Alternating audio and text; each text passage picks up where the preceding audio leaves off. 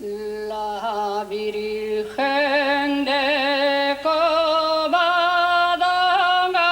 tiene una fuente muy clara.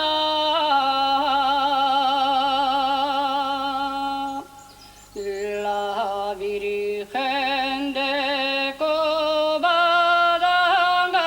tiene una fuente muy clara.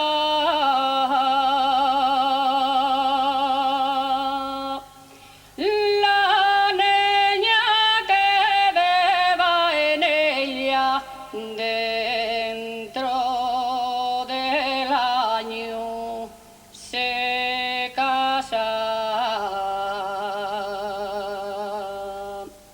La Virgen de Covadonga tiene una fuente muy clara.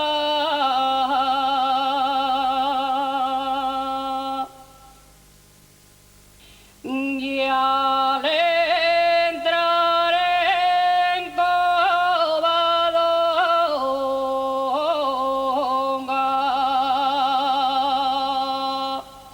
non bebas agua morena.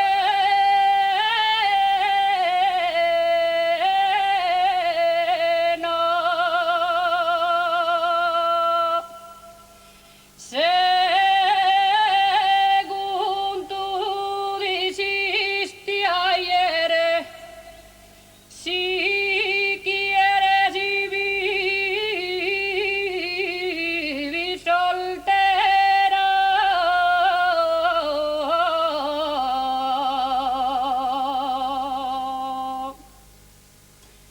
tengo de ir a Covadonga de promesa por septiembre. Tengo de ir a las folletas, aunque llueva y aunque truene. Ay, el bombón de la bombonera.